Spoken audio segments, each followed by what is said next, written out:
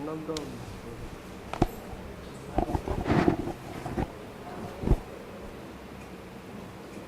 I haven't prepared any talk or anything. I'll just maybe tell a bit about what I think about text and web binding, because that's the purpose of the workshop. And I'm sure it's a very focused workshop because it's coming as part of data mining. So data mining itself is a focused area, and in that you have text and web mining, which is even more focused. Okay, so but it's really a very interesting field, because the way all the really successful companies like Google, Microsoft, all these companies are after this particular field, right? After these concepts, okay? Because anybody who can take most of the data that's available today is all in the form of text and web data, right? And anybody who can take this data and do magic with it, so they would win the market in some sense.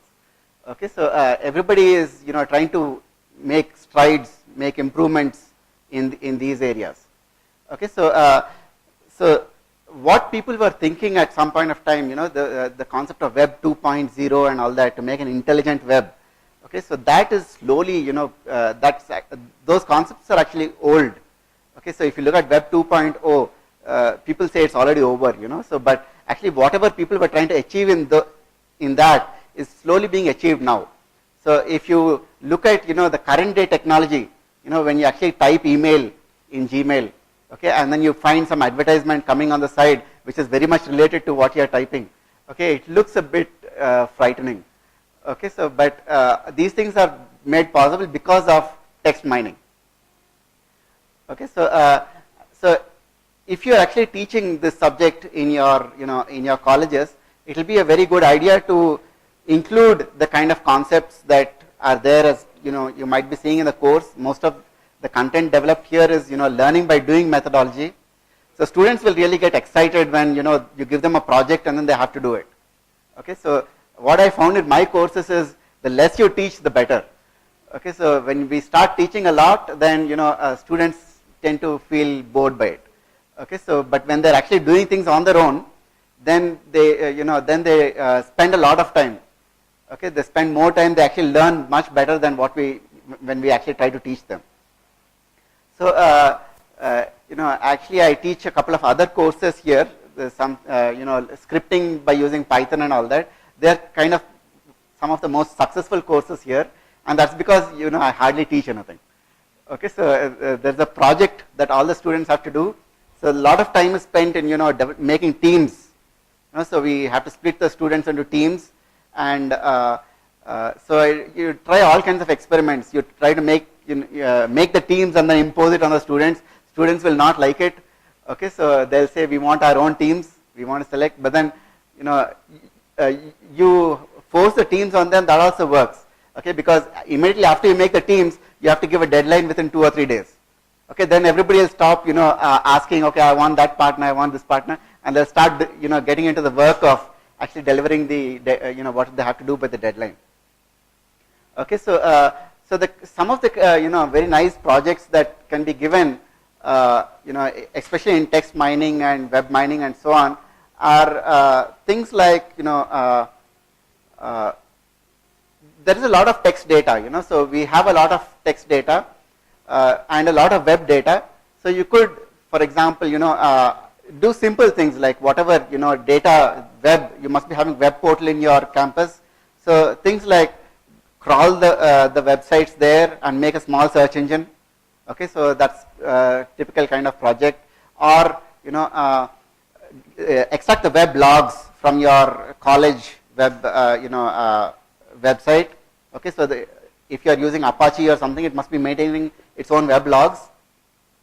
So give those web logs to the students and ask them to mine whatever interesting data they want from that. Things like which are the most popular websites, and things like after people visit these websites, then they come to this website. Okay, so what is the paths that people take to reach particular websites and so on. Okay, so these are some nice things. Another nice project is things like recommendation systems. Okay, so recommending particular websites depending on other websites that people visit. Okay, so one other project which students were really interested in was Wikipedia. So Wikipedia, you can actually get a dump of Wikipedia. So not the images and everything, not the whole Wikipedia, but the text portion of Wikipedia, you can get a dump of that and ask students to play around with that. So things like, can you recommend particular Wikipedia articles to people just by keeping track of what Wikipedia articles they're reading currently? Okay, so or their history of read articles, based on that, can you recommend certain articles to them? Okay, and that will be very interesting because it's like the original intent of an encyclopedia is to capture attention of people and to keep them engrossed in the book, right? So as they're reading more and more, they should want to go more and more into depth or go in breadth and see other related topics and so on. So in both breadth and depth wise, can you suggest topics? Okay, so recommendation systems. So recommendation systems also can be done for music. That's a very popular project. So, but that's not related to text and web. But it's also a very interesting one because everybody on campus listens to music, for sure. Okay, and people can write plugins to whatever music software people normally use. Okay, and that plugin can keep track of what songs a particular user is listening to. Okay, so once you have the data stored, then you can recommend that people who listen to these songs, they also listen to these other songs. Okay, so just by seeing that a particular person is listening to a particular song, you can say, okay, you might also be interested in these other songs. And that's a very, these kinds of recommendation systems are good because, you don't require the user to enter details about himself. Okay, so they don't need to enter what are their preferences and everything else. You just keep watching them. So the software that you write keeps watching them and then it recommends based on that. Okay, so rather than if you want people to enter some data about themselves, then nobody will use that system. Okay, so so like that, there are lots of interesting projects that can be given. So make a couple, about 10 such projects in the beginning of the semester and give the projects to them before they understand anything, before they have actually studied the subject. Okay, and then they'll be charged up. Okay, so when they're listening to your lectures, they'll be more attentive because something that you're saying might be useful for their project, right? So so these are a couple of interesting things. So that's about it, and lots of people. There's another interesting project, but maybe it's not. It might be too high level for students. To actually do. Yeah, a lot of people are doing research by themselves, also faculty, So for researchers, so this project is actually very good. I mean, you should visit a website called RNetMiner.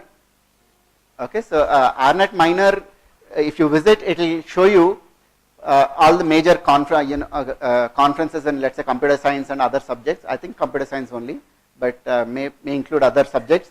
And it will tell you that these are the researchers who are working in these different areas. Okay, so it would have taken all the different conferences and all the research papers, all the people who are publishing papers. It takes all this data. So that's its input database. Okay, and then it mines patterns from that. Things like so these are the topics. So how do you mine topics? What are the topics that people are working on? Okay, so get that list or hierarchy of topics, mine a hierarchy of topics, and for each topic, which are the most popular conferences for those topics, and for who are the top people who are working in those areas. Okay, so you need to mine those things. So it's not like somebody enters that data. You have to do it automatically, right? So and this is very valuable data because as researchers, we want to know who, for your area, which are the best conferences to publish papers in. Who are the top people who are working in those areas? Which are the top 10 papers in that area? Okay, so you can type any keywords, and for that keywords, which are the top 10 papers? Okay, so and all that is possible actually using text and web mining. Okay, so and you'll also be able to access the websites of those authors and look at their other publications, so related papers and so on. So this ANET miner will help you doing research in whatever area you are doing. Plus, it's actually very specific, so it's made possible because of text and web mining. Okay, so that's a very useful project. If you can actually get hold of, and anybody can, so you can just download a lot of, bibliographic data.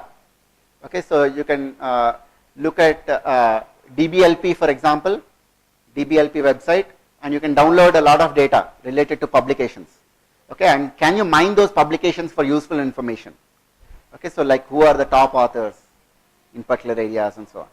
Okay, so that's a very nice project. Okay, so and lots of research can be done in this. Okay, so and if it is done, then it will be of help to everybody. So that's about what what I wanted to share. If there are any questions. So I've been teaching here for about 8 years now. So,